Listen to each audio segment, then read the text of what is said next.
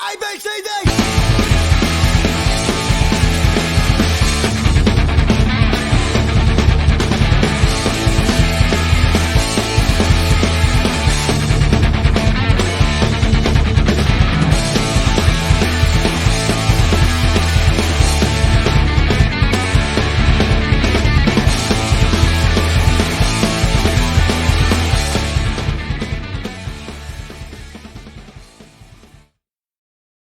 Hey, ladies and gentlemen, still getting used to that new theme music, but this is Chris Maloney of TNT.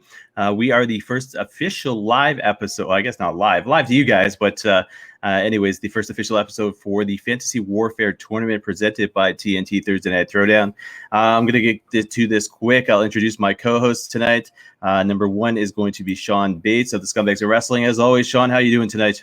Doing good. It's the weekend, so it is the weekend. And as always, guests that we've had on TNT, as well as the free show that we did for the Patreon account, Mr. Stephen O'Neill there in Toronto. Stephen, how are you doing tonight? Good. How are you guys? I'm good. So I'm going to play this to you guys on Patreon right now. I kind of threw a joke, and these guys weren't too excited about it, but I told them I got Corona, and Stephen was like, "Oh my God, oh no!" So, but this right here, okay, this kind of Corona. Leftover beer from the other night. Steven's got something to say. Also know where I am. I'm in Toronto, so it can be a little more touchy there. Yeah, it could be even worse. It could be in Montreal. Oh, they're opening. Those crazy Frenchmen. So anyways, this is the first official episode on Patreon, exclusive to Patreon. So you won't find this anywhere else. So if you're watching us, thank you very much. Thank you for the pledge. Let us know that you want to be shouted out on the show. We'll do it in future episodes for sure. Whether or not you're the $5 member, $10 member, or $20 member of the Throwdown Army. Still getting used to this, by the way. But let us know. We'll do shout outs, and then you can see the tier system on Patreon as well to see what kind of perks you do get. Again, obviously, you're aware of the address. So patreon.com/TNThrowdown.ca. And like I said, this is exclusive for our Throwdown Army on Patreon. So the fine folks, Sean's got something to say. Can you remind people where the money for Patreon is going? Yeah, so we decided this week, and we kind of touched base on it last week. But officially, the money, anything that's raised from us for the Patreon account, like I said, we do not need the money. We're putting this out there as wrestling fans, but we want to do something exclusive. So any of the money raised is going to Cody Diener right now to be part of his charities. He has a Giver for Charity campaign. You can go to codydiener.com to see about that. He's been into it for 2 years at least there? At least 2. Yeah, Almost at least 2. Yeah.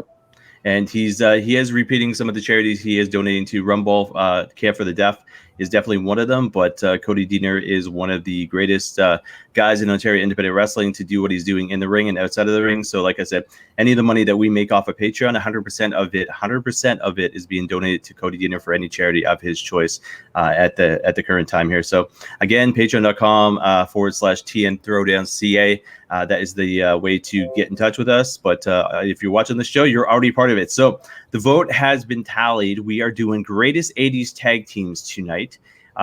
It's really funny because, Steven had made his picks, Sean had made his picks. And I'm like, okay, other than Demolition, who the hell am I going to go with? So I started going through, Google and finding out NWA, WCW, WWF tag teams that existed. And I got my teams in there, but it's like, holy crap. All these other teams existed, and Sean was talking about honorable mentions. One of the teams I completely forgot about, and I don't know how well you guys can see this, but behind me, I got my LJN figures up there. I started recollected. Stud and Bundy was a team I never even thought about.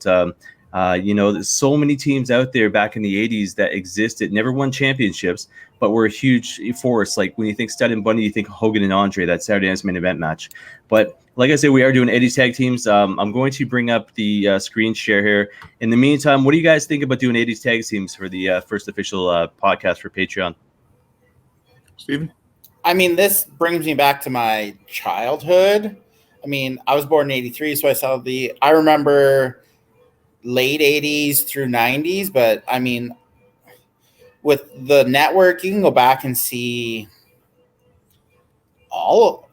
I can't think of a tag team that you can't find on the network in some form. But I remember watching Demolition, Heart Foundation, Rockers, Bulldogs, and then I got into NWA, so you got the Rock and Roll, you got the Midnight, you got Doom. So I'm quite interested to see how many fights we get into with this, because I have a feeling there might be some. Yeah, it's going to be an interesting one. As you said, there were so many tag teams that we could have gone with that unfortunately didn't.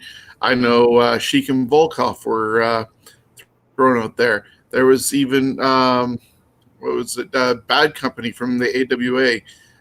They later became Kato and Tanaka, the Orient Express in the 90s in WWE, but they were still the tag team champions in the AWA.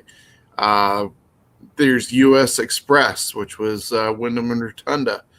Obviously, they're family now with each other, and we know their legacy with Bray and Bo, but there were so many tag teams to decide on, and to narrow it down to these 16, it's going to be an interesting combination. And then as you're bringing up the tournament brackets, they were randomized into this tournament, and to see what our first round matchups are as you're zooming in, a lot of it actually happened in the 80s. I think there was only maybe one combination that definitely did not happen, but everything else pretty much did.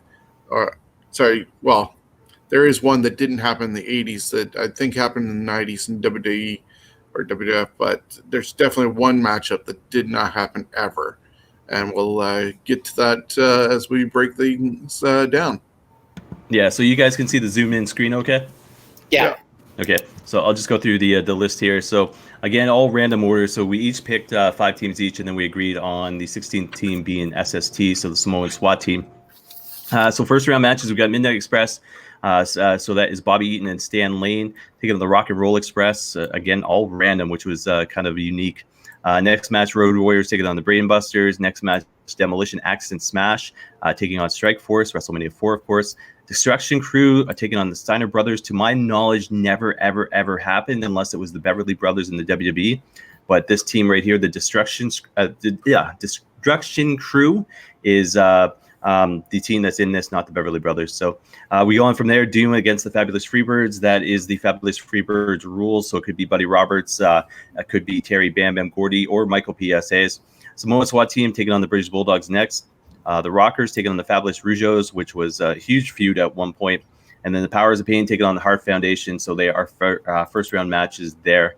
Guys, you know how it works. Basically, it goes to a vote. We pick our points as far as who we think is going to win, why they're going to win, and then, like I said, it's going to go to a vote. You will see at times 5 people on this show, and we got to keep it, odd numbers, of course, just so to make sure there's no ties as far as voting goes. Sean had a great idea, and this goes out to anybody watching or anybody who's listening.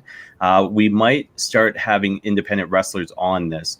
The cool thing about that is they can be part of the show, vote for who they like, and then basically in between the rounds, we can do kind of a interview series with them. So I think that'd be a cool concept to look at future down the road.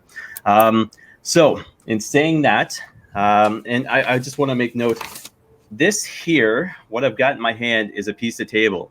That is from the match I saw Ring of Honor last year during SummerSlam week between the Briscoes and GOD Guerrillas of Destiny. So I think if you guys are going to take a vote, please do me a favor and do 2,000 tag teams to 2,020 tag teams, because I think that would be a field day as well. Because I think tables, I think those 2 teams, but then you also think of the, the Dudley Boys, Matt Hardy, Edge and Christian, Jeff Hardy, of course. But I think it'd be a cool series to do. So I think we're going to do tag teams again. I think it should be like, 2,000 to 2,020. So take a vote on that, guys. Hit us up on Patreon. Let us know. So we're going to do roundtable style, much like we did last time. Sean, you're up first. Midnight Express, Rock and Roll Express. Who's going to win and why? Can I suggest, though, one thing so you're not always the third person to go? We can all rotate around, so one of us is potentially the tiebreaker. So no, Steven, go ahead. On our first show, on our first show, we did have it sometimes that Steven and I had 2-0 vote, and you were out there going, well, mine doesn't count. So if we do a roundtable style and switch it all up, one of us could be the deciding vote. Okay, so Sean gets the Midnight Express, Rock and Roll Express. Steven will get the Road Warriors, Brain Busters. I will get Demolition Strike Force, and then we'll kind of go from there. Is that what you mean? Yeah, to start off, and then the last person would be all three of us are going to talk about these matches. Yeah, of course. But who makes the starting point first, right? So in this case, I can start, then Steven, then you, and the next one will be Steven, you, and then me. I just said that. Yes. I guess you're gonna edit this out. No, this is live for us and exclusive to all the Patreons or the patrons. I guess just make your pick, will you? So sorry for the delay, but Midnight Express versus the Rock and Roll Express. This has still gone on decades later. Like, regardless of the promotion, obviously it started in places like Crockett Promotions and was hot and heavy doing scaffold matches and everything. And they went to Smoky Mountain. They even did WWE. Actually, I don't think the Express went. Midnight Express went to WWE, but they were all over the place, and constantly Jim Cornette had to keep on replacing members to try and take out the Rock and Roll Express. Today, 2020, the only team really standing, for God knows what reason, is the Rock and Roll Express. And that's why I'm picking the Rock and Roll Express to beat the Midnight Express in the first round. All right, Steven, you're up as you're shaking your head here. So I am a huge Midnight Express fans. Love them. I mean, that combination, Lane and Eaton, is classic. I prefer them much more than Eaton and Condrey. I just find the athleticism a lot better. I just find the tag chemistry a lot better. And with the best manager in the world, James E. Cornette, and one of the greatest podcasters, he hates Kenny Omega. So, yes, that's why I love him. You like that one, Sean? I thought that was a good one. By hook or by crook, yeah, exactly. That looks better than what I watch on TV most weeks with him. By hook or by crook, the Midnight Express would come out on top, probably via racket. But, I mean, this is just classic. And, Sean, I have to correct you. It goes back to Mid-South. It's before even Crockett, which is, if you ever go back and watch the Mid-South tapes, if you can find them, of Condrey Eaton versus the Rock and Roll Express, there looked like there was going to be, like, there was riots. It was insanity. Constantly thrown. I wish I could have been around for those, just to see them in their prime. So I am going Midnight Express because by hook or by crook, they would win. All right, so we got two of the greatest tag teams in the 80s. Sean was right about the fact is the Rock and Roll Express is still standing. The fact is, in 2019, they were NWA World Tag Team Champions again, which is kind of unheard of. But the fact is, it is a stat. I remember growing up in the 80s, and all of a sudden, you're WWF, WE fans, and the fact is, you always heard about these other guys, the NWA. And when you talk about the NWA, a lot of tag teams existed. But the fact is, that feud that existed between the Rock and Rolls and the Midnights was actually absolutely unheard of, because the fact is, you could see almost the animosity between the two teams in the ring. It's almost like there was a real life hate for one another, who could better each other. What it comes down to me is the fact is, you've got the Midnight Express have been cheating tactics, the Rock and Roll Express being the extreme baby faces. But aside from that, you've got Jim Cornette, who's sitting there at ringside with a tennis racket and the ugly outfit, of course. I think that is the contributing factor. So in this case, I'm going to go with Steven, Midnight Express for the win, simply because of the Cornette factor. And you will see that throughout some of my picks as far as managers go, because back then in the 80s, managers played a huge role. You think of the Bobby Heenans, the Mr. Fugees, the Slicks. Twin Towers was another team that nobody even thought of. But fact is, Jim Cornette is the reason I'm picking our Midnight Express to go over in the first round here. So Midnight's for the win. Steven, you're up next. Road Warriors, Brainbusters. Who's going to win and why? Now, this one threw me off for a while. I had to go back and forth on this one. I think the Road Warriors kill them. Absolutely kill them, because we're talking Road Warriors, not LOD. And we're talking Brainbusters, not Horsemen. It makes a difference, I think. even with Bobby Heenan, they can't overcome these two giant men, just kind of like last week when we talked about Bear Country, these two big giant mauling bears. I mean, I think the Road Warriors end up beating the Brainbusters, just sheer physical strength, just sheer power. They were ripped back in the 80s. It was insane. So Warriors for the win? Warriors for the win. All right, I got to double that simply because of the fact when I grew up watching TV in Atlanta, Canada, so New Brunswick, fact is we didn't have WWF a lot, so I had to rely on other things. So we had TSN, which was related to ESPN back in the day. AWA, Scott Hall, Kurt Hennig, Greg Gagne, Jim Brunzell. Road Warriors, though, when you heard that Iron Man music and all of a sudden Ozzy Osbourne hit and that music came out and all of a sudden next thing you know, Paul Ellering's leading these guys to the ring. They get in the ring and just beat the sense out of basically whoever they're facing. They, like you said about Bear Country, they are monsters. They made themselves look like monsters. When they went to WWF as LOD, they were basically not the same guys. When they went to the NWA, they were still the same guys as the guys they were the AWA. But the fact is, Road Warriors were untouchable back then. And we're talking 80s wrestling, Road Warriors for sure. Brainbusters. If it had been Arn and Tully with the Four Horsemen, it would have been a different story. But the fact is, the Brainbusters of the WWF days. Fact is, yeah, Road Warriors untouchable. So Road Warriors for the win in this one. Sean, your thoughts? Who are you going to pick and why? I was going to go with the Brainbusters because just Tully and Arn together as a combination, whether they were part of the Horsemen or not, when they were in WWE, they had the brain by their side. And just like you guys said about James E. Cornette being a major factor, the brain was definitely a factor in helping them achieve what they did, becoming WWE Tag Team Champions. Bobby is instrumental in a lot of the guys getting their titles, including Rick Rude defeating Ultimate Warrior for the belt. So the Bobby Heenan factor was what gave me the thought of having the Busters going over Road Warriors. Road Warriors, rough and tough, like we said with Bear Country, but to the extent where they probably could have gotten themselves disqualified with how much they did. Like, look at some of the stuff that they did in War Games, bringing in their spikes and using them. Now, what was going to stop them in this case? Who knows? And this technical savvy of the Busters and Bobby Heenan was why I was going to pick them. But outvoted 2-1. That's okay. We move on to the next round. Yeah, so we go Painted Up Tag Team and the Road Warriors to Painted Up Tag Team, which was one of my favorite tag teams ever. And I'm talking about Axe and Smash to Demolition taking on Strike Force.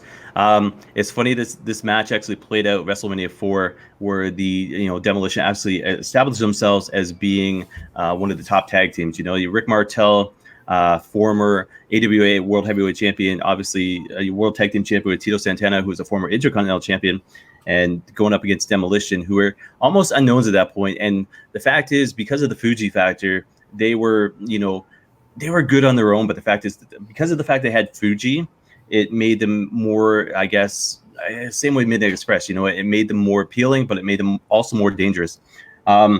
This basically here is a biased pick. I am a Demolition fan to the point that any magazine that existed in the 1980s, I picked up. I went to my first live show here in London, Ontario, at the old, what, not the JLC, but what was the London Gardens? Is that what it used to be called? Main event was Twin Towers against Demolition, and I was excited. And it was like, I think it was my birthday gift, but I think it was the day before my birthday. And my stepdad looks at me, he goes, "What do you want?" I said, "Demolition t-shirt." And I rocked that thing. I went to school with it, got made fun of, but I still rocked that thing at school. So yeah, Demolition for the win, simply because of the fact you got Mr. Fuji and because of the fact they're powerhouses as well. And when it comes down to Strike Force, the fact is it's the Martel factor, almost bipolar. You never knew which way he was going to go. And we've talked about this before, the Tito Santana factor. The fact is he lost 7 WrestleManias in a row. I've got to throw that in there. When it came to big stage events, Santana was never the guy. So, and when it comes down to it, Demolition for the win. They've had countless WrestleMania wins, as well as, they beat up on Andre the Giant and Haku. But yeah, Demolition for the win. And like I said, it's a little bit biased, but that is my pick. You want to go reverse? Steven, you want to go for this one? Sure. This is I'm gonna guess this one's gonna be our first 3-0. I am a huge Demolition mark. Always have been. You hear that music, here comes the axe, here comes the smash, and as a kid, that would send goosebumps up and down your spine. And I remember the first time seeing them on TV, hooked. They came out with the black leather masks, and it with Mr. Fuji, they had me hooked. They were technical, but they could brawl. They, in the 80s, even into the 90s, they were the team. I mean, some people call them a ripoff of another team, but they each were their own entities. And Axe and Smash, to me, in the 80s, were probably one of the greatest tag teams I remember seeing. I love Demolition, so it would be a beating. I mean, Rick Martel and Tito Santana, I don't remember that much of them, but I mean, Demolition all the way with Mr. Fuji, there's no stopping them. All right, Sean, you're up with a puzzled look on your face. Yeah, well, right now I am, as you know, I am a huge listener of Something to Wrestle with Bruce Pritchard. This week's episode, which dropped earlier today, is about Tito Santana. His birthday is May 10th. And for me, watching wrestling at the time, I was still just getting into it when they were starting out with Strikeforce, because Tom Zenk had left, and they made it seem as though he abandoned Rick Martel. Rick Martel needed to find himself a tag team partner, and finally Tito Santana stepped up, and that whole build-up that they had to beat the Hart Foundation for the tag team titles, and then all of a sudden, I believe it was on that happened on an episode of Superstars, and then they got matched up against Demolition at WrestleMania 4, and yeah, I love Demolition as well. Like, just to see them, and you hear the music from Pile Driver, and that was huge. You hear Girls in Cars by Robbie Dupree bringing out Strikeforce, and it was almost like a dream come true for me, seeing these two tag teams that I really loved going against each other. And it kind of broke my heart that Strikeforce lost, but I was happy that Demolition won. And Demolition is going to take this one as well. As Steve said, 3-0. And that was just the start of where Demolition was going to go on a long title reign, and also have 3 title reigns in total. But yeah, they only got just recently surpassed by the New Day about a year or so ago by holding the amount of titles, or the length of title reign. And I think that was only because Demolition decided to sue Vince for the whole concussion stuff. But if it weren't for those factors behind the scenes, you'd see Demolition as Hall of Famers. Yeah, piss on the New Day, by the way. Yeah, and Bill Eadie, beyond Demolition, had such a friggin' career with so many different personas. But yeah, the Machine, the Masked Superstar. But anyways, Axe will always be Bill Eadie to me. So Sean, you're up next. How about that next matchup coming up? Oh, what would that be? Oh yeah, look at that. Destruction. Yeah, Destruction. I can't not say that word. Destruction Crew and the Steiner Brothers. Who's your pick and why? Well, I picked the Destruction Crew to be part of this tournament because we really only had said about using NWA and WWF, and I was just like, well, the number 3 brand was the AWA, and when I was just starting watching wrestling, TSN had the AWA on it. It was the dying years of AWA, unfortunately. But they had the Team Challenge series going on, and Wayne the Train Bloom and me, Mike Enos, were a really great tag team at that time. The Super Heels, they had that whole sort of flapjack spike that they did, and you can actually see one of those from Superstars when they were the Beverly Brothers, and you're just like, oh my God, they just planted the guy so much. But they were a great tag team as far as I was concerned, so that's why I wanted them in here. And going against the Steiner Brothers, yeah, we know what they're capable of. Multi-time tag team champions, but I still want the Destruction Crew to move on. I know I'm probably going to be by myself on this one. I'm voting the Destruction Crew over the Steiner Brothers. Scott was awesome with doing the Frankensteiner, but you got Dogface Gremlin just barking away. Yeah, wasn't really a thrill for me at the time for the Steiners. So Destruction Crew are my pick. All right, Steven, you're up. Who's your pick? I've got the Steiner Brothers. I mean, the straight athleticism. Try that again. The straight athleticism Rick and Scott Steiner had. I don't remember a tag team that could be as that athletic and that powerful.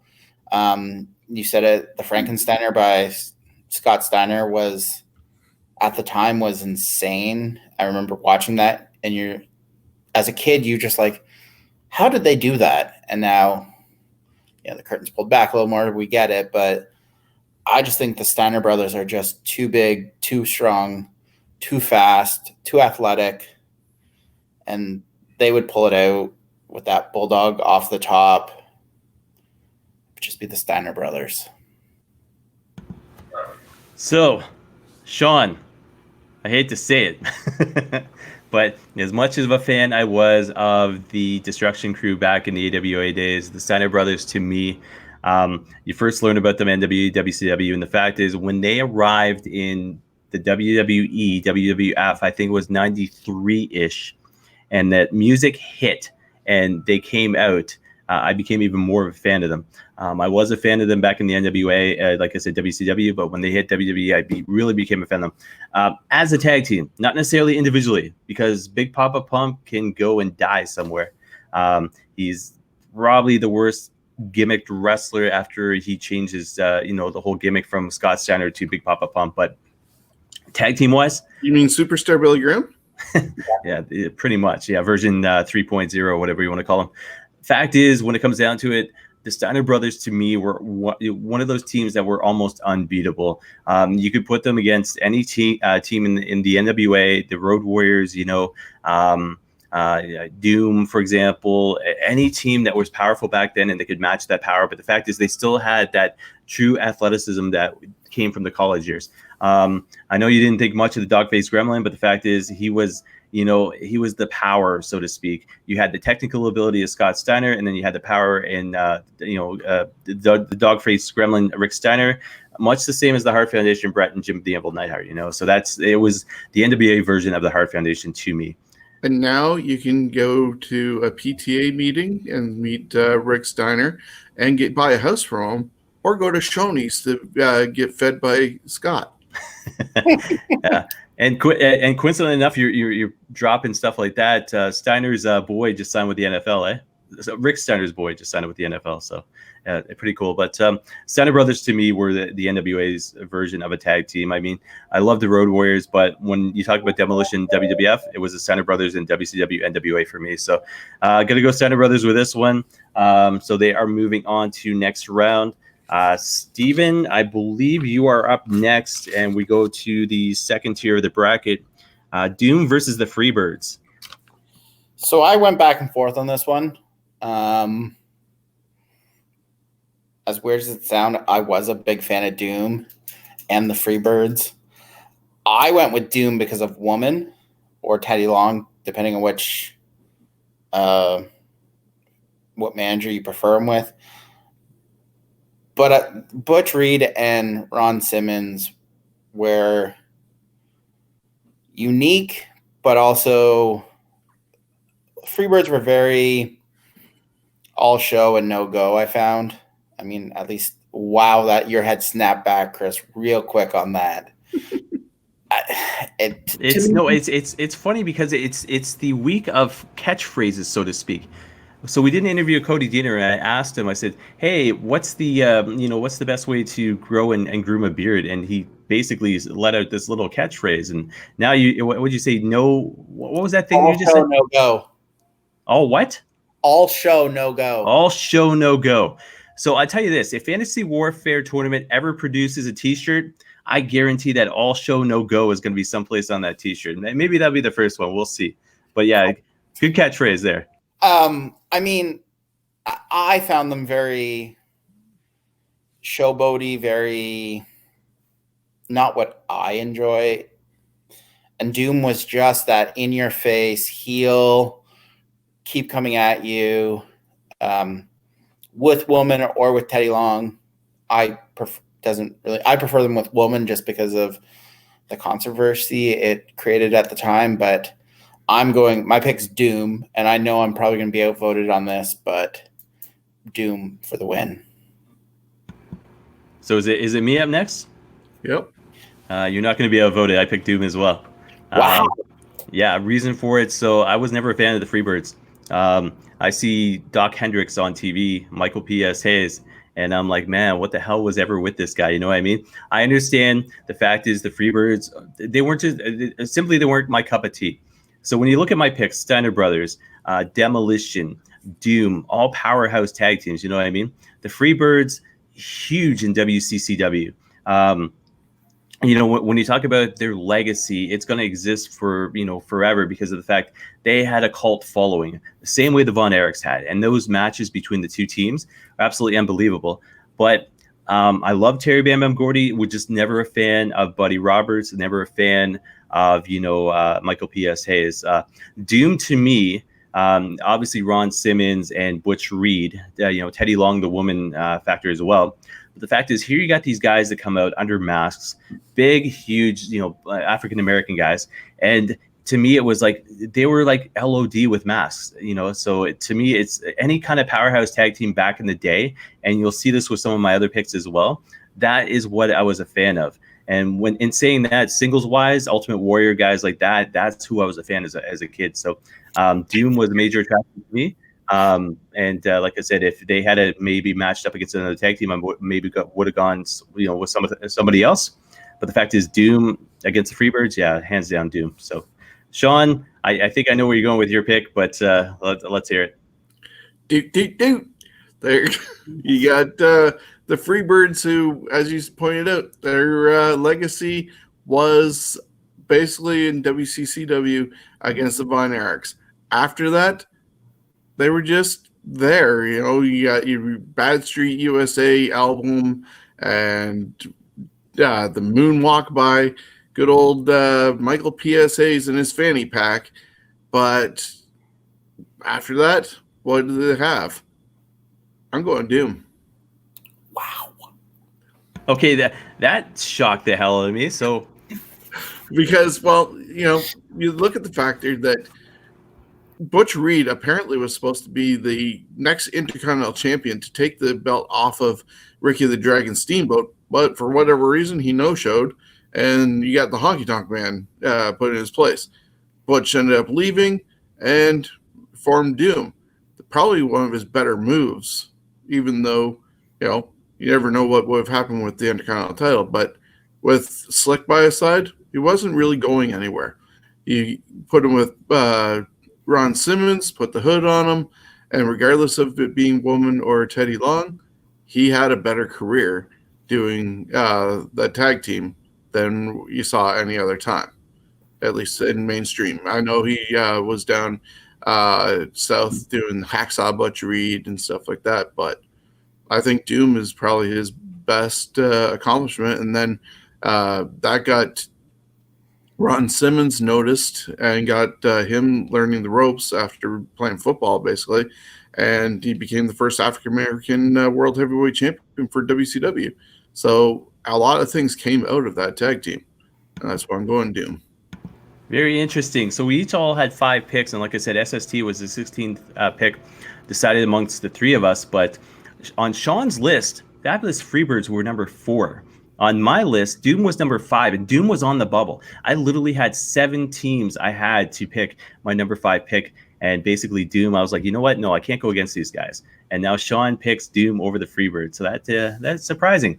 I was throwing in names that would have been considered for the best tag teams of the 80s. Didn't necessarily mean I'm picking them when tournament, plus, well, when they got randomized, you never know what the outcomes are going to be. All right, fair enough.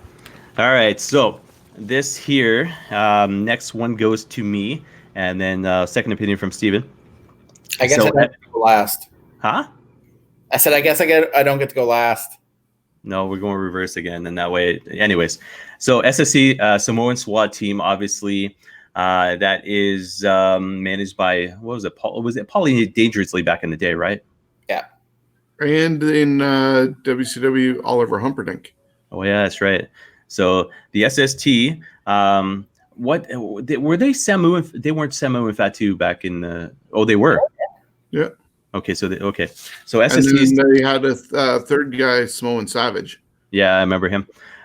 Taking on my team of the 80s, the British Bulldogs. So it's going to be a toss-up if one team meets the other team in the finals. I tell you that much, because my 2 teams out there, Demolition and the British Bulldogs. I love Davey Boy Smith, singles career. Dynamite Kid was just kind of with him when Davey Boy took off and went solo. Pretty much anytime he came on TV after, not appearing for a while, I did mark out. The Bulldogs won at WrestleMania 2. I marked out. WrestleMania, well, some phone's ringing. I guess that would be mine. Anyways, but the fact is that the team itself, knowing the Canadian heritage that went along with it, knowing the fact that you had size and speed. So the fact is, Davey Boy Smith was the powerhouse. Dynamite Kid was, the agility, the speed, the guy who would fly off the top rope. I thought it was the coolest thing in the world where Davey Boy would pick the guy up, put him on his shoulders in like a fireman's carry. Dynamite would step on the guy and then headbutt the other guy in the ring. And then, like I said, WrestleMania 2 was a phenomenal. WrestleMania 3, I wish it had been with who was it, Tito Santana, the whole Danny Davis thing. But anyways, it's hard to believe the British Bulldogs, the legacy that they had, to me, only ever won one tag team championship. But the fact is, to me as a kid, at the time that when I was a kid, the hype that went along with them, coming out to the ring, the British national anthem playing in the background, Matilda coming down to the ring. I couldn't get enough of them. So British Bulldogs for the win in this one, simply because of the fact SST was a powerhouse back in the NWA WCW, but not enough to overtake the British Bulldogs in this one. So Stephen, to you, SST, British Bulldogs, who's your pick? I'm going British Bulldogs. This one was probably my biggest toss-up. Samoan SWAT team were insane. Very well, like big guys that move that they shouldn't have been moving as well as they did at the time. But the Bulldogs, were the Bulldogs. Every kid loved the Bulldogs. I had a Matilda dog at one point. I do not know where it went.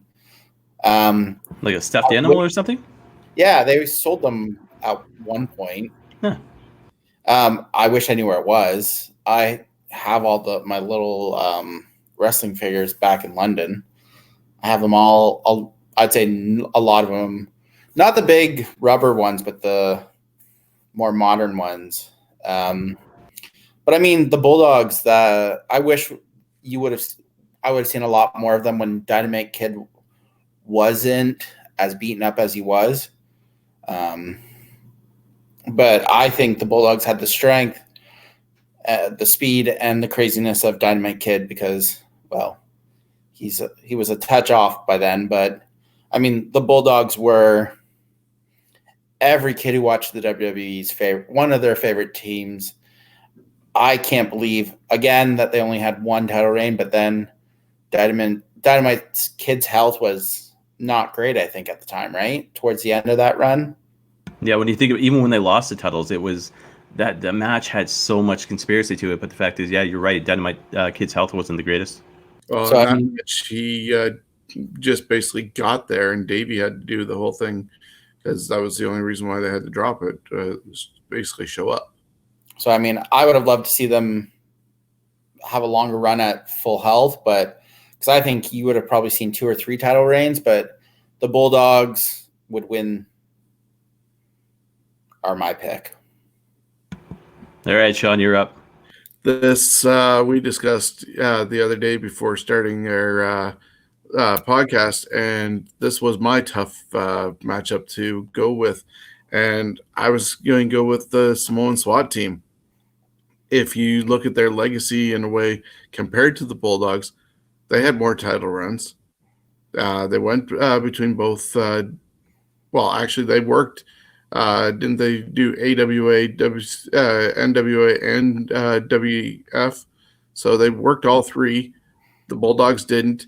You say the Bulldogs only got one title run. Well, yes, they were in an era where they weren't hot potatoing the titles as much as they do today, and that's why you have the New Day with 8 or 9 title reigns for God knows why, along with the Usos having so many.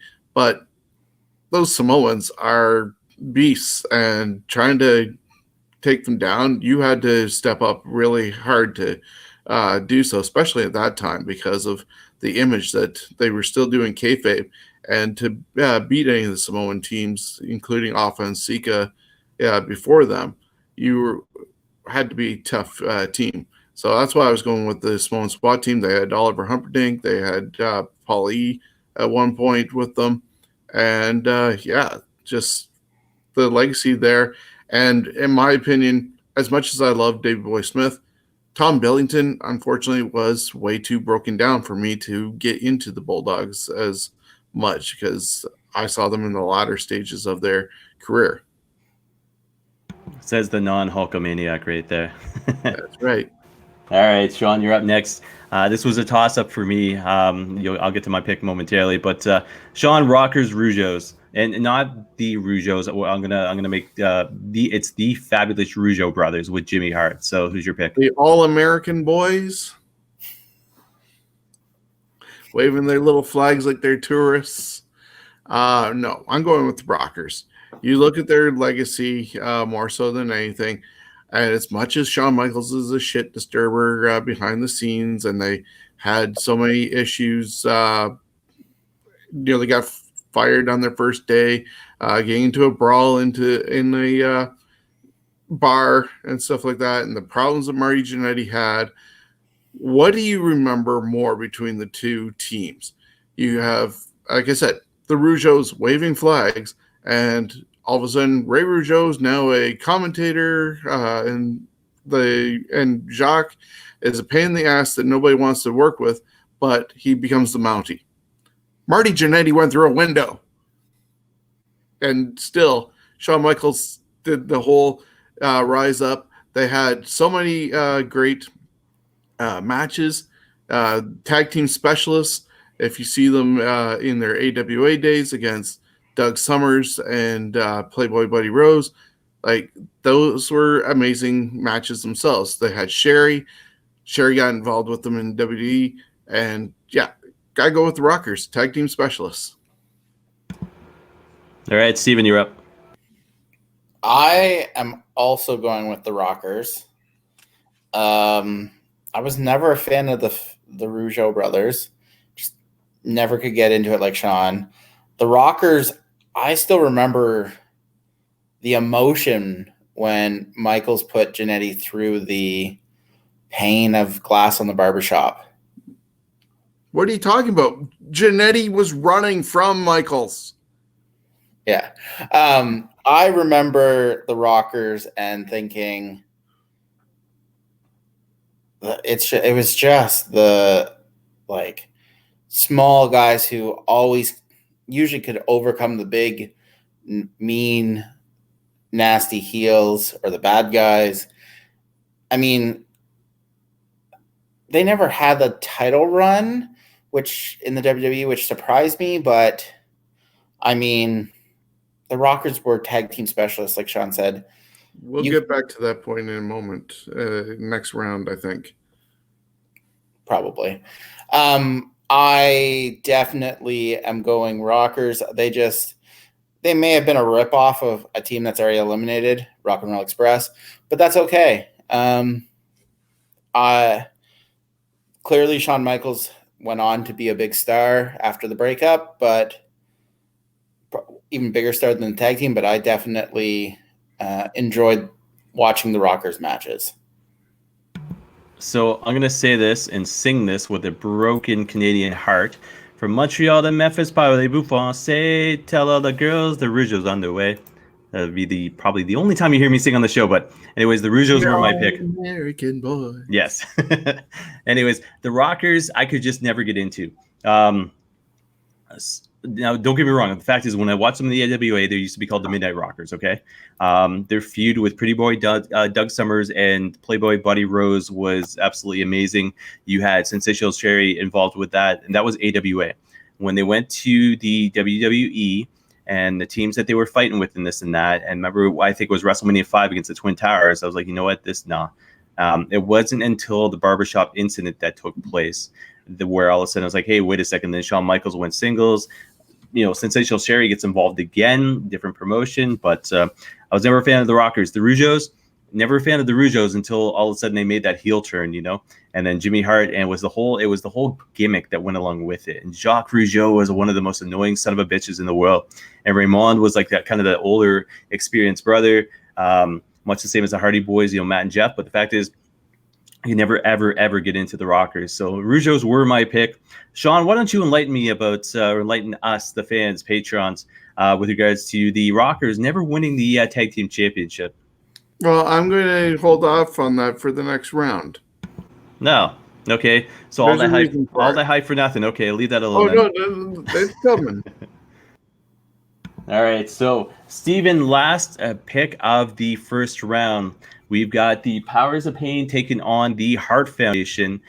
Sean wouldn't enlighten us, but maybe the Heart Foundation had something to do with that Rockers thing. But I guess Sean will tell us next round, I guess. So, yeah, Powers of Pain, Heart Foundation. Who's your pick?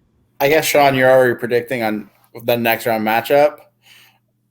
I think, to me, the Heart Foundation was my pick. I also envisioned them with Jimmy Hart as the heels. They just had the strength in the anvil, the technical skill with Bret Hart, the arrogance that I love in a heel at the time. Bret Hart looked like he was 12 at the time, which was awesome too. Heart Foundation had the tag skills. Another team that you could be like, it looks seamless. It looked like they've been doing it for 20, 25 years before then. And I'm not even sure how long up in Calgary they were teaming together before they came down, or were they even? But they looked like they were teaming for years before that. They just had it. So, Powers of Pain, maybe if they were in a different matchup when we did the draw, but Heart Foundation all the way. All right, so I guess I would be up next. My pick for this is the Powers of Pain. Simply, like I said, it went down to that manager factor. When Powers of Pain hooked up with Fuji, I think it was Survivor Series or whatever the heck it was, and they turned on Demolition. I was like, holy shit, I was a fan of them back in the NWA days. Truth be told, you talk about the rip-offs and the Road Warriors and Demolition and Powers of Pain, all this sort of stuff. But the fact is, Warlord and Barbarian were the closest to Hawk and Animal that you could get. I'll never forget seeing, and again, London Ice House, London Gardens. I was at a house show, I think it was 1990 or something like that, and Hawk and Animal had come out, and me being a kid that was intimidated as hell, and seeing the Warlord with them, I was like, oh my God, these guys are huge. But the accomplishments that they had made as a tag team, and I think they even went back to the WCCW back in the day. But to me, Powers of Pain, took it to basically any kind of tag team that they went against. They were just too powerful. And I think with regards to Bret Hart and Jim the Anvil Neidhart, huge fan of Bret Hart, never really a big fan of the Hart Foundation. but we got two big, massive guys, and Jim the Anvil Neidhart could only do so much. I think they would have, basically in a match, taken Bret Hart to the limit to the point he would have been exhausted, and they just would have dominated with brute force and everything else. So long-winded story, but Powers of Pain for me. Like I said in the beginning of this, the huge tag teams I was a huge fan of. Like I said, guys like the Ultimate Warrior, huge fan of as well. That was my mentality as a kid, teenager. But Powers of Pain for the win in this one. Sean, I think I know where you're going with this. I should just probably put it on the board now. But who's your pick? Well, sorry to break your heart, but the Hart Foundation are moving on to the next round. Simply put, I saw the Powers of Pain more as a ripoff of Demolition at that time, even though they did have their history. I wasn't as watching the NWA as much. I did like the fact that they brought in Baron von Raschke for like 3 weeks, maybe as their manager, and then he disappeared. And they were still fan favorites, and they did that whole double switch at the Survivor Series that you mentioned. But you look at their legacy as well. They were better as a tag team than apart, because what all did Barbarian do as a singles? He had to get put with Haku to do anything good with the Face of Fear. And you got Warlord, who got his little shoulder pads and his Phantom of the Opera mask that he did, and did his full Nelson challenges with Davey Boy Smith. But that was about it. And his career pretty much ended by getting rear-ended by a pizza delivery guy, from what I understand. He's done a couple of things lately with appearances, but yeah, they're better as a team than the sum of their product. And the Hart Foundation, yeah, I loved it when Strikeforce took the titles from them, because they were heels at the time. But then when they got screwed over by Jimmy Hart and became fan favorites, I was into them. I enjoyed that. I liked how they took the titles from Demolition when Demolition were on their way down. And so I'm picking the Hart Foundation, even though, I'm not the biggest Bret Hart fan, but the Hart Foundation was better than what they could have had with Cowboy Bret Hart riding in on a horse before he has to be put together with Jimmy and Anvil, and started that legacy. Had he stuck with being on a horse and not asked to be that tag team, you would not have seen his legacy the way it is. So Hart Foundation, move on. Yeah, just for the record, by the way, Hart Foundation, when they won, it was against Demolition 2.0. It wasn't against the original Demolition. I just want to make note of that. No, I did that. You're going to make note of this whole Rockers thing, so I'm going to make note of that. It wasn't the original Demolition. And, Stephen, to answer your question, the original Hart Foundation began in 1985 when Jim the Anvil Neidhart, already managed by Jimmy Hart, joined his brother-in-law Bret Hitman Hart to form a villainous tag team. According to Bret, the tag team originally, after he turned down the Cowboy Bret Hart gimmick he was given, claiming that he did not really like it. So there you go. 1985 was the official date for the Hart Foundation. So first round is over with. As I bring up the brackets, guys, any surprises for you guys as far as first round goes? Sean, I probably think you got a few of them. Yeah, a lot of the early matchups definitely were not where I originally predicted on this sheet earlier this week. And you can tell, there we go, you moved. But I had Rock and Roll Express, the Busters, Demolition, and Destruction Crew in the first part of the bracket, and only Demos moved on in those first four matches. So definitely shaking up my bracket, reevaluating right now. As your thoughts on it, Steve? A lot of them shook out kind of where I thought. I mean, I wasn't 100% sure Midnight Rock and Roll. I'm a huge Midnight fan, but wasn't 100% sure. Doom surprised me for sure, because I thought for sure I'd be the only one to move Doom on. I also now figured out where Chris's obsession and love for Kenny Omega came from, because he's an Ultimate Warrior fan. Makes sense now. You like that one? Yeah. I mean, there wasn't too many surprises. I mean, what do you think, Chris? You guys chat for about 60 seconds. I will be right back. Oh, okay. I mean, if the Brainbusters would have been labeled horsemen, my vote would have been different. Yeah, I guess it depends on what era you're looking at and stuff like that. Like, definitely, I would not have even thought of putting the Destruction Crew in there if we were looking at the Beverly Brothers. No, because that's what I remember them as. Two different teams, totally. I would have picked Bad Company if I was going to select anybody else from the AWA, and that was Kato and Tanaka. Yeah, I mean, Diamond and Pat Tanaka, should I say, managed by DDP. I mean, the Samoan SWAT team, that was a toss-up. I mean, they had an amazing run between AWA, NWA, WWE, even though they were repackaged as the Head Shrinkers. But I mean, I found in WWE they weren't able to be the true Samoan SWAT team as athletic as we seen them before. Yeah, and unfortunately they had that Survivor Series where they went against the Ford Doinks and were eating turkeys. Yeah. This next round. All right, I am back. So I'm going to go through the list. Well, I'm back, or somebody who looks like me might be back. So anyways, next round, Midnight Express, Bobby Eaton and Stan Lee taking on the Road Warriors. I think that match has happened actually before. Demolition Axe and Smash taking on the Steiner Brothers. Doom taking on the British Bulldogs. That's going to be a toss-up. And then the Rockers taking on the Hart Foundation. We'll get stories from Sean coming up as well here. Steven, you like making fun of people, eh? Oh, fuck sakes. So to those listening on audio, Steven was like, oh, yeah, hey, at least I know where his fandom comes from as far as who he likes in tag teams. And so, yeah, I went and got my Ultimate Warrior mask. So I am wearing that as we speak. I'm going to do this for the whole second round. So feel the power of the Ultimate Warrior. So there we go.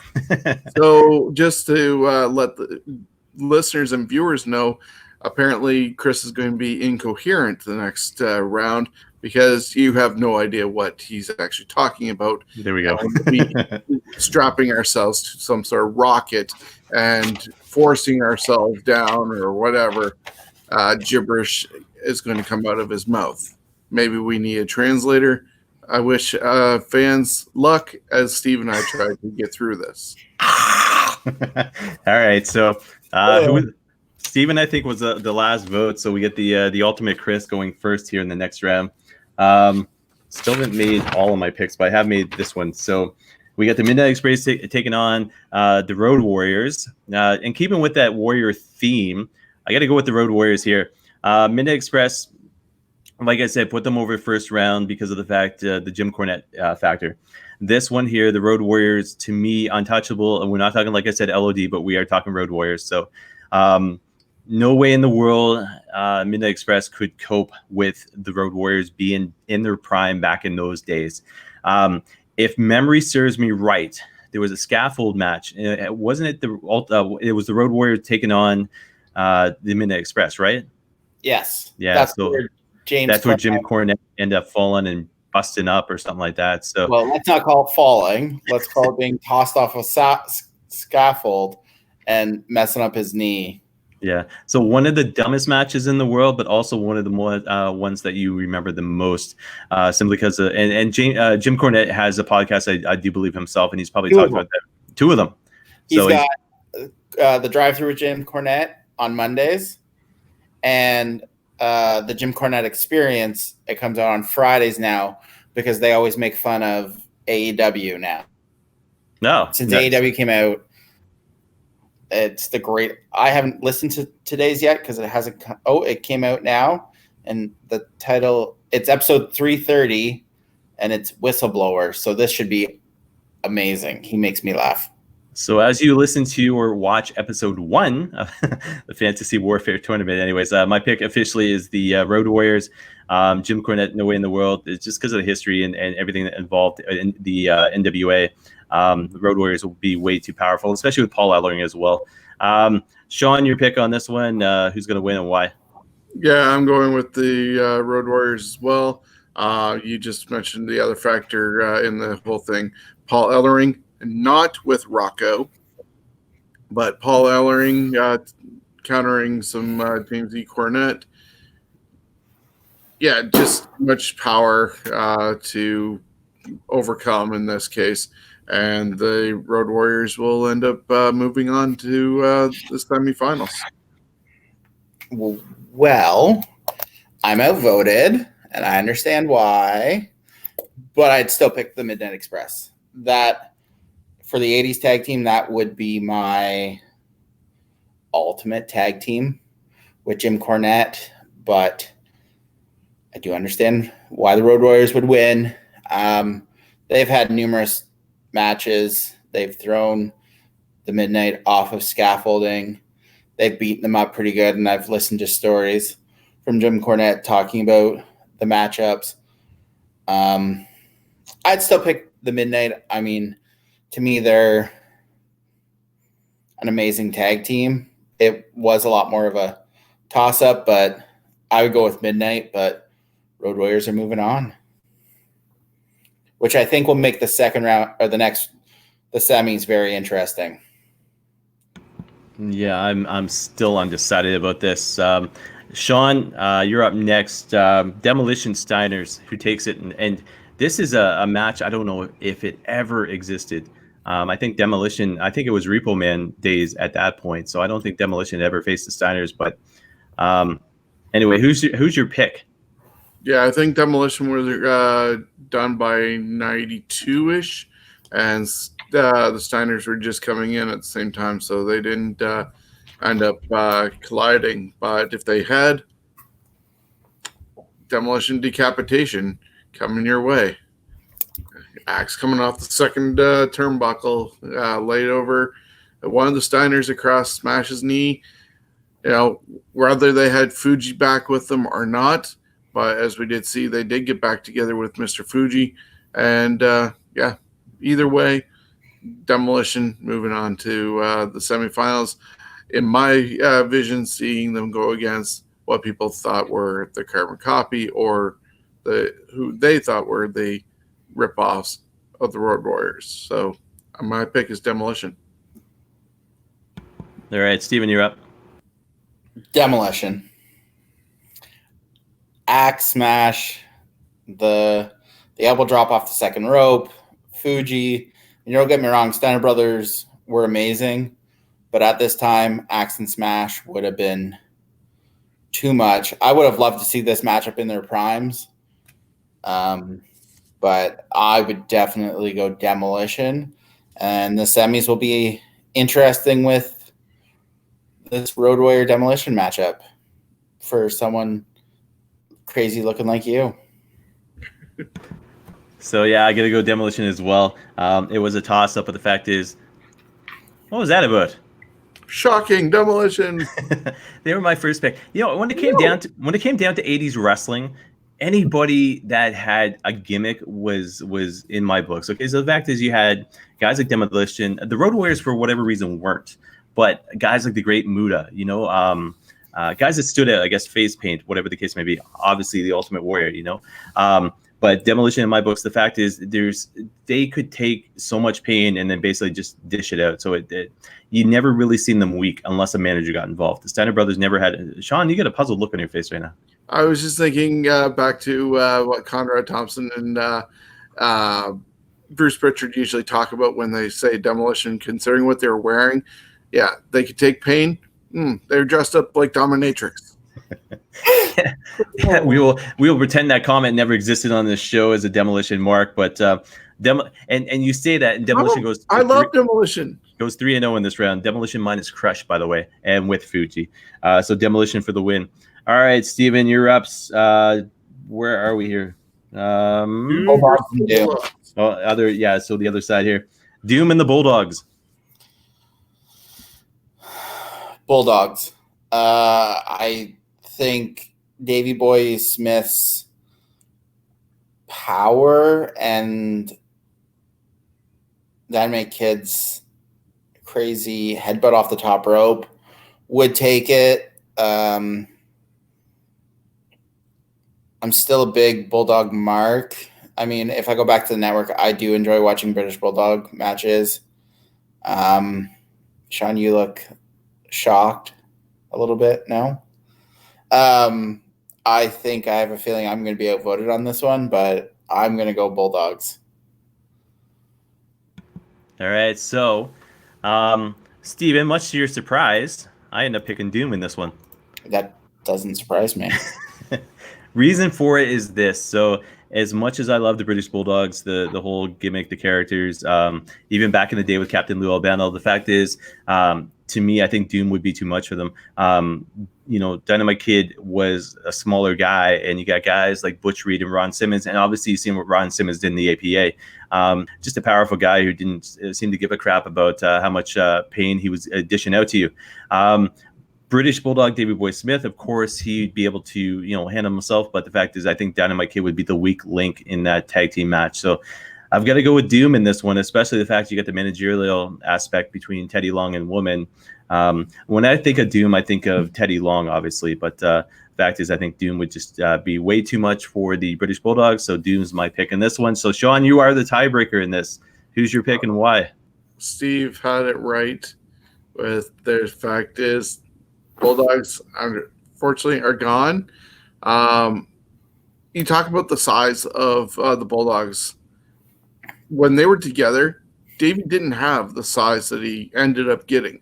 He was powerful, but in comparison to Doom, yeah. If you had Davey Boy Smith like in the 90s, yeah, he could have matched up a lot better, I think, with Doom. But in this case, the size advantage is where I'm going with them, and not even counting in the whole manager situation, just size-wise and ability, because in the 80s, we had mentioned a couple times, Dynamite wasn't at his best. So putting them together at a certain period of time, Doom takes it. So that actually surprises me. I thought you were going to go with the Bulldogs. So it looks like Doom for the win in this one. Last pick of this round is me, and I'm surprised. Well, I'm not actually.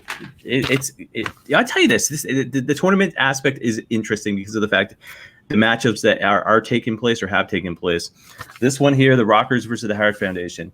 Sean, I know you're going to go into story time, which is why I'm going to take my pick first. Steven's going to go next, and then Sean will enlighten us with what he wouldn't talk about first round. So anyways, I got to go with the Hart Foundation in this one simply because of the fact when you take Bret Hart, put him against Shawn Michaels in any scenario, Bret Hart 100%, 200% for that matter.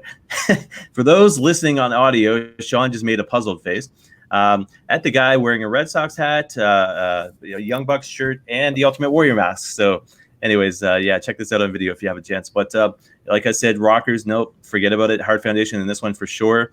It simply comes down to the fact that I am Canadian. Bret Hart over Shawn Michaels, like I said, 200% of the time. And the fact is, Hart Foundation, to me, excuse me, anyways, too much power, strength, as well as experience for the Rockers. So, and I can't wait for Sean's comments on this one. But, Steven, let's get yours first to see where you go with this. So, again, Hart Foundation for the win for me. Well, thank you, Kenny Olivier. I was a huge Hart Foundation fan growing up. I agree. I think the Hart Foundation win. Anvil and Bret would be too much, and there would definitely be the heart attack clothesline for the win. I am a huge Bret Hart fan, Mark. And as weirdly as it sounds, I'm a huge Anvil Neidhart, not who or fucking some of the stupid ass gimmicks he ended up with. But I mean, back then, they were one of the tag teams that you would think that they would have been doing it for 20 or 30 years, how they just kind of knew each other's next thought.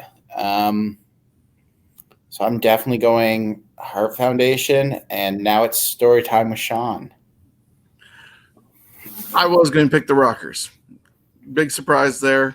I said earlier, comparing the two teams, the Rockers did actually win the tag team titles, but because of some rope being loose and it was on a pre-taped Saturday night's main event instead of being a live event, they actually did get the titles. There was talk that possibly the Foundation were leaving or whatever. Next thing you know, we're staying. And so magically that match never happened. Nobody ever saw it. Didn't see really the light of day. So here's the belts back, Heart Foundation. And we never saw a rematch and that all go down. So the Heart Foundation were never willing to do the honors to let the Rockers have their place in the Hall of Tag Team Champions. Now you look at some of the great matches that the Rockers had, and you go back to WrestleMania 5. Even though they got squished by Twin Towers, that was a really good match there.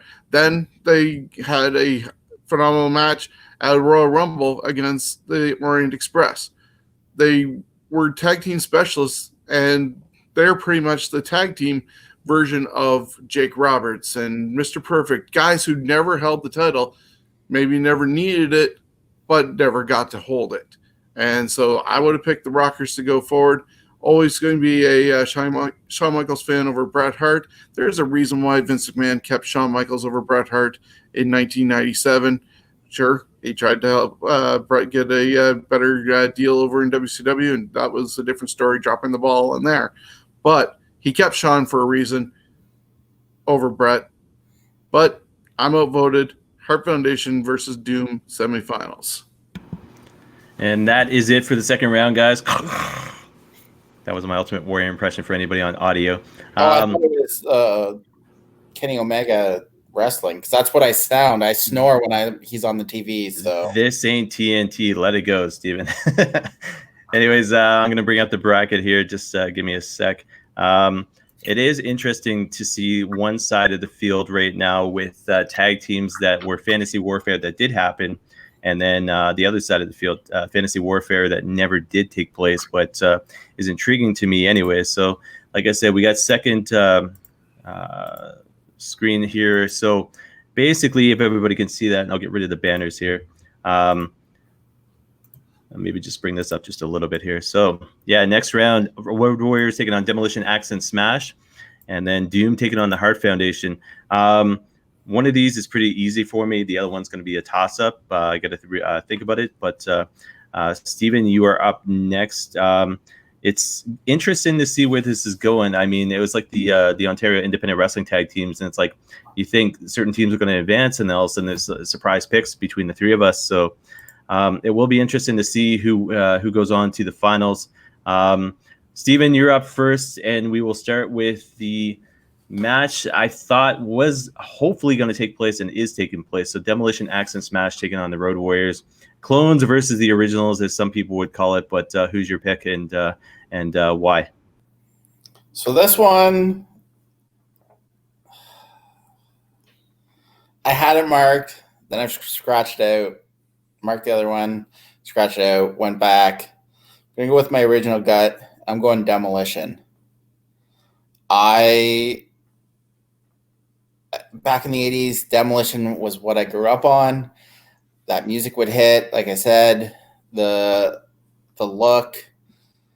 At the time when I first started watching, I didn't know anything about the Road Warriors. So when LOD Road Warriors came to WWE, I was like, who's these ripoffs?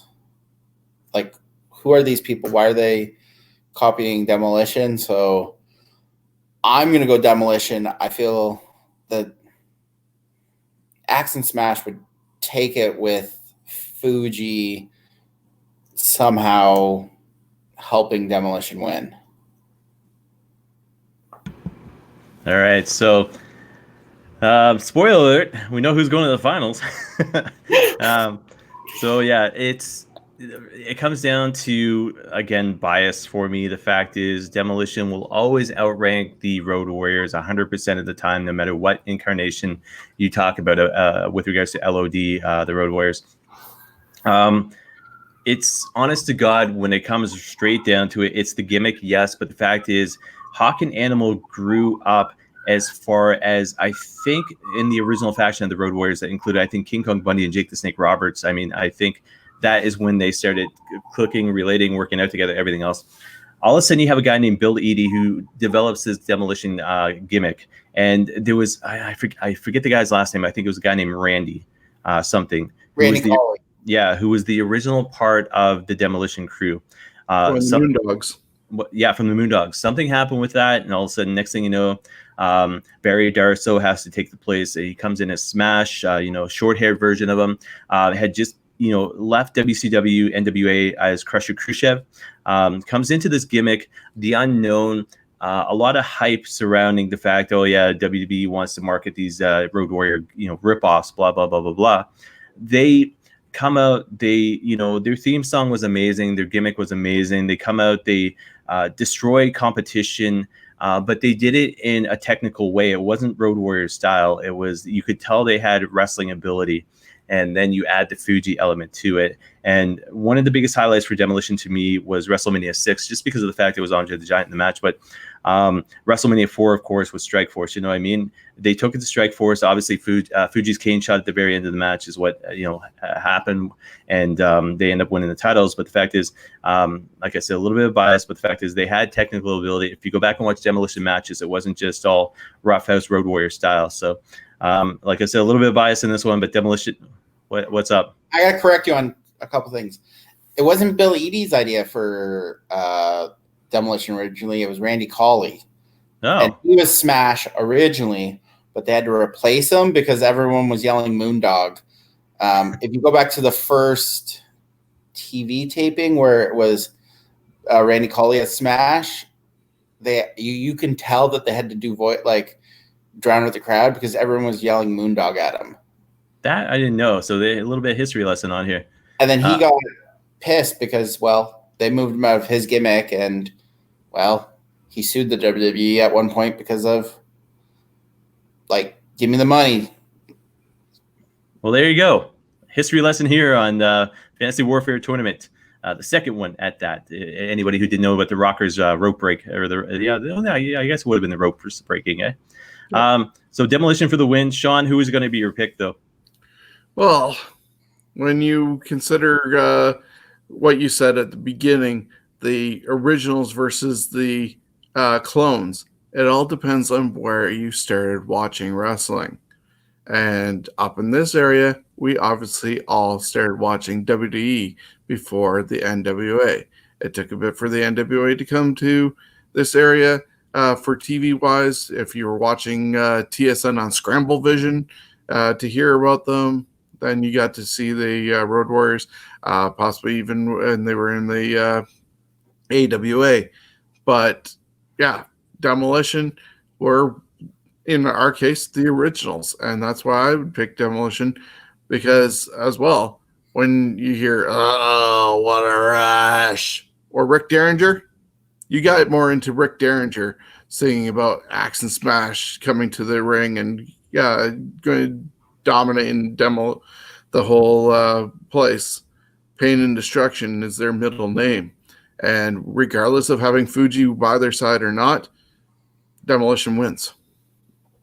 Yeah, I'll tell you this, a little bit of a short story. So I saw Demolition main event Twin Towers at London Gardens.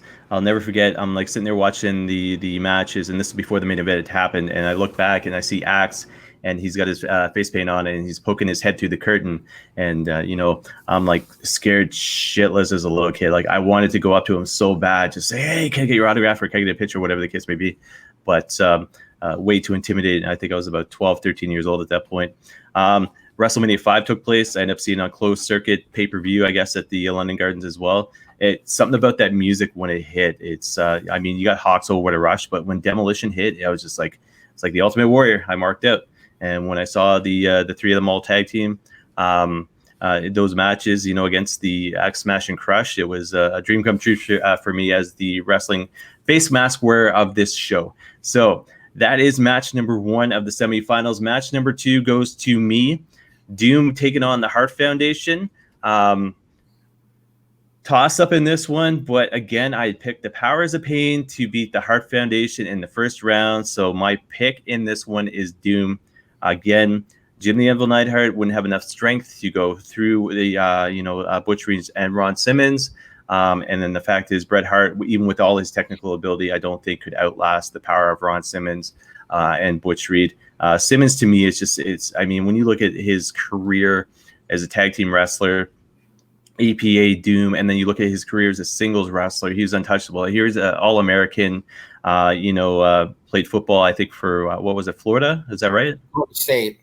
Yeah, Florida State. So just an all-around great athlete. I mean, Jim Neidhart was a great athlete. Bret Hart was a great athlete. But when it comes down to tag team wrestling, outside of the manager aspect of it, I think Doom takes it, as well as I want to see Demolition and Doom in the final. So the interesting is I kind of want to put this into like a video game and see how it would play out simulation style between the two teams. But and that's if you guys might go Hart Foundation. I guess we'll have to wait and see. But Doom is my pick. Steven, who is yours?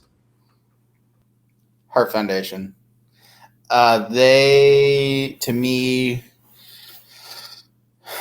would the speed of Bret Hart would just, I think, be too much eventually. And then you always have, Jimmy Hart to help. I'm just like you, mark out for Demolition and Bulldogs or Warrior. The Hart Foundation would be right there with Demolition for me. I think on the network I've seen almost every Hart Foundation match you can find on there. I try to find it on YouTube whenever I can. I'm right now trying to find any Calgary Stampede. Even though they're not a tag team then, just Jim the Anvil and Bret Hart, huge fans. I'm going Hart Foundation. All right, Sean, you're up. Final pick. Who's your pick? Chris, you're getting your dream matchup. Doom against Demolition. Yeah, depends on the style of the match. Hart Foundation could definitely stand up to Doom. But if you look at the people on the outside of the ring, Jimmy Hart against Woman's going to beat him down. Jimmy might enjoy it, but Woman is going to get the better of Jimmy Hart. And yeah, just evening things out that way. And if Doom were to just go roughshod right from the start, they'd end up taking it. So I'm just on Wikipedia right now. I didn't actually realize this, but so SummerSlam 2000, but 1990 had featured the Hart Foundation, Hart Foundation as faces taking on Demolition with Axe Smash and Crush. 88 featured them as well. I didn't realize that. It's a Demolition and Hart Foundation, and it looked like it was 7th match, and that was Demolition with Fuji taking on. I guess that would have been Bret Hart right after he won that WrestleMania 4 tournament. Eh? Yeah. For whatever reason, I do not remember that match. So, but anyways, yeah. So Doom is advancing, which is great. So we have my number 1 pick, which was Demolition. My bubble pick, which was Doom. A match which I think would be great to see. Guys, if you let's put it this way. Well, I just bring up the bracket here. Besides the 2 teams that are in the finals, if you could add a 3rd team to the element of Demolition as well as Doom, who you'd like to see face Fantasy Warfare style in the finals, if say one of those 2 teams weren't in it, who would you pick to go against Doom in the finals? Who would you pick to go against Demolition in the finals? My team to face Demolition would be Midnight Express, just because I think it would be very interesting. I think they're both big, strong, but the Midnight Express could work and Demolition could work. So it'd be a very interesting. I mean, both of them at their peak been, I think, a main event style match. Doom.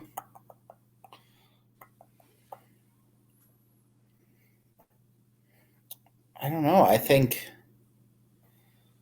Road Warriors, maybe. I don't know. What about you there, Sean? Wouldn't have minded seeing, like, say, in real life as well as this Samoan SWAT team against the Demos. That would have been quite the clash there. Just as we talked about with the whole size going on with Doom. Yeah, that's a tough one. Like, honestly, I did not expect really Doom to make it as far as they did, but it's just the way the brackets ended up rolling out. But yeah, maybe somebody like the Steiner brothers. All right, so you guys can see on the screen there, Demolition Axe and Smash taking on Doom in the finals. Definitely surprising for me. I thought, with the teams that were on the right-hand side of the bracket, I wouldn't have guessed it in the world that Doom would have went to the finals. Demolition, like I said, I'm a mark for, but Doom, on the other hand, like I said, probably wouldn't have seen them go on to the finals. But I had the last pick, so Sean, you're up first in this one. Have you guys got your picks made? Yes. Yeah. And for the second week in a row, by the way, we are hitting time. So it looks like 3-man show doing a 16 team tournament. We are at 1 hour and 26 minutes right now. So about that 90-minute mark. So anybody wants to ever be part of this show, give up an hour and a half of your time. I will enlighten you with Sean's stories if he wants to share them on here. And Steven's corrections as far as anything that has to do with demolition. So, but regardless of the point, Sean, you're up. Demolition Doom finals. Managers involved. God, you got freaking Fuji on the one side and Teddy Long or Woman on the other side. Definitely fantasy warfare taking place. All right, so I'll give the floor to you. And this is the devious one. Master hold on a second. So your pick, how they would win and why you're picking them. Well, definitely going with Demolition. As I was going to say, the devious one, Master Fuji, by their side. You got the cane, got the salt. Well, you blind those other guys on Doom. We'll throw the salt in the eyes, use the cane, and depending on who is in the corner of Doom, especially if it's like Teddy Long, sorry about your luck, Teddy. Mr. Fuji's going to take him out too, and just Demolition, we're always full steam ahead, stomp, pound, crush, bash, and stomp a mud hole basically, and walk it dry each and every time they step into the ring. So going to be a heavy, hard-hitting fight. They would probably have to have it a no disqualification, falls count anywhere type of deal. No rubber sharks involved, bash the beach type deal. But Demolition to take the victory. All right, Steven, how about you? I agree. I think Demolition wins. I think, though, it's the elbow drop off the second rope. I think there's salt or a cane shot before it, but I think Demolition would just be too much for Doom. Even though Ron Simmons, Butch Reed would have been probably a little in better shape, but I think Demolition, Axe, Smash, Fuji would just be too much. Like Sean said, salt, cane, Fuji would make sure Demolition would come out on top. And to make it 3-0. There we go, folks. So, yeah, anybody watching, obviously you can see, but winners are Demolition. I agree with you guys. The fact is you've got two skilled wrestlers in Demolition, but you never actually got to see that. You got two basically powerhouses as far as Doom goes. When you take the manager aspect into account, the fact is Fuji would kick Teddy Long's ass in a heartbeat. If Fuji found himself in trouble, the salt would come into play, but you also know he'd toss that cane in the ring, and all of a sudden, next thing you know, it'd be like WrestleMania 4, all of a sudden that cane comes into play as far as that championship win went. But Fuji was a smart wrestler. He's also a smart manager, and he was also gifted just as far as his mental aspect. I think the only guy who I can think of back in the day that related to him was probably Bobby the Brain Heenan. On that note, guys, do us a favor and vote in as far as the next topic you want to see, because I want to do managers. I think managers would be absolutely phenomenal. Actually, I just closed that one this morning, and managers will be our next topic. There we go. So winners officially for this one, Demolition taking the win as far as 80s wrestling tag teams go, which is surprising. I mean, not to me, like I said, I'm a mark, but the fact is when it comes down to all these great tag teams, the Road Warriors, the Expresses, Strike Force, Powers of Pain, and even the funnels with regards to Doom, but Demolition 3-0 for the win for this one. It's been fun again, guys. It's interesting because we went Ontario Indie last time to Pro this time to looks like the next episode. Sean, you just said was managers, eh? Yeah, that basically won the vote. I gave a couple days for people to vote on with 4 other topics that were put out there. I think later on tonight and during the weekend, I'm going to put it out there on our Scumbags Wrestling page for people to put in their suggestions of managers to be considered in this tournament. We have already discussed some options, but obviously we want some input from fans and viewers to have their input, and could be somebody that we don't even think of being put in there. So, we were surprised by Doom or the Samoan SWAT team being in there, breaking into the top 16 that we were discussing. Who's possibly missing? Is there a Harvey Whippleman that doesn't come across normally in our mind, and somebody says, hey, do Whippleman? And there's so many managers and valets. Depends on what you consider the role of Elizabeth Sherry and a couple others to be, or they come off the list and it's just all men. Yeah, well, that is up for debate, I tell you that. So Sean and I were on Facebook the other night chatting back and forth, and it was like, what is the difference between a valet and a manager? Okay, obviously, but I think when it comes right down to it, I mean, I think the best way to be able to do is to take a vote. Miss Elizabeth's definitely in there for me, but I think we could do 8 females, 8 males. It could be it's a tough ground, because the fact for every Miss Elizabeth is in a separate category for me. But when you think about managers, Jacqueline, for example, was a manager at one point.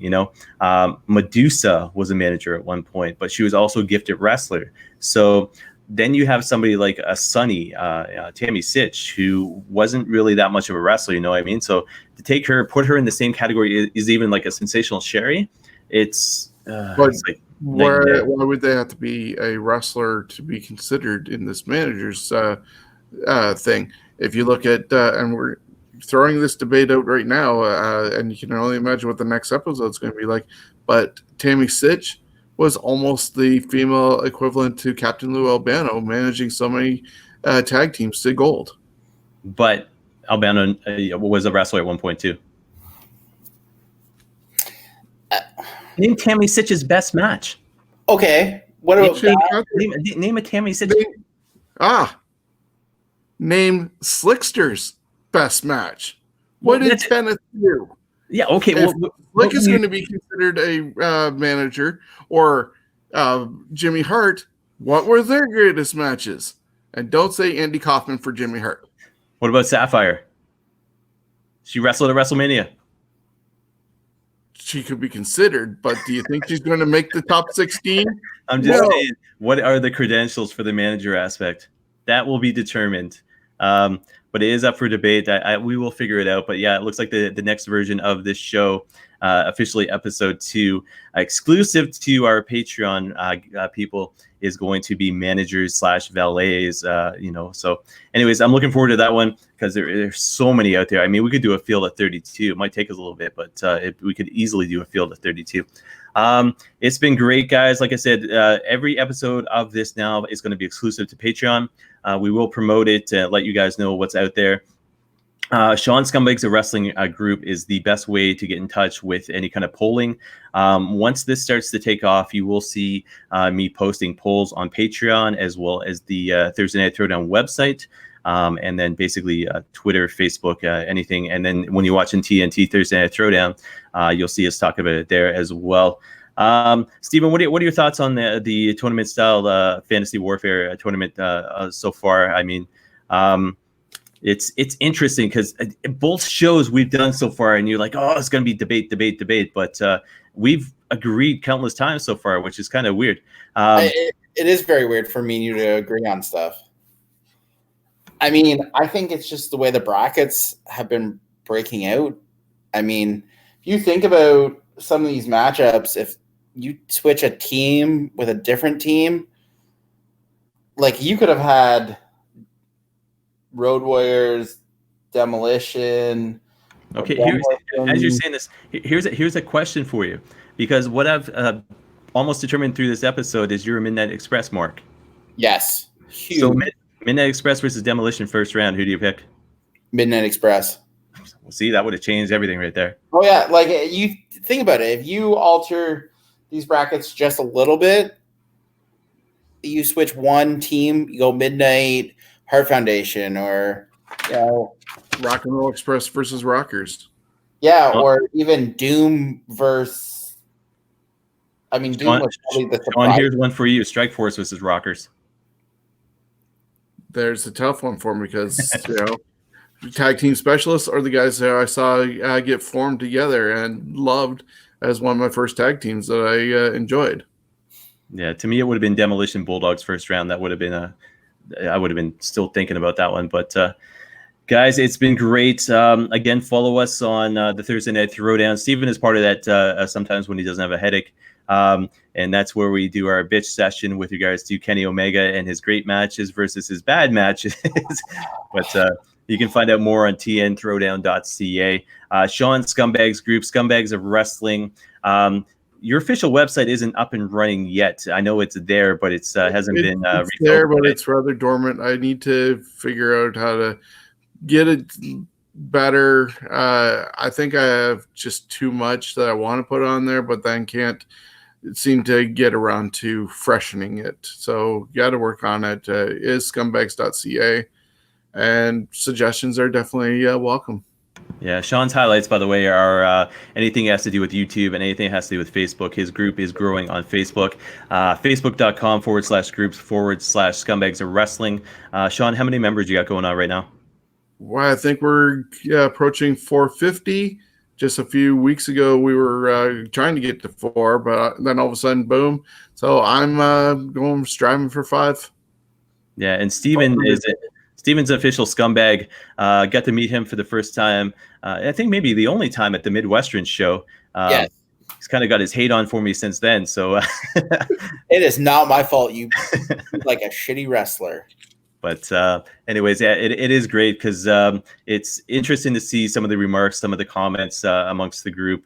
Again, facebook.com/groups/scumbags of wrestling. You'll see all the TNT content on there as well. When wrestling heightens up once again here in Ontario, you'll see Sean's baby, so to speak. So the Ontario Independent Wrestling Road Trip, as well as the production line featuring Tyson Dukes, who Cody Rhodes, not Cody Rhodes yet. Cody Diener had put over a couple of days ago. So anyways, it's great to be a wrestling fan. It's great to be doing this stuff here on Patreon.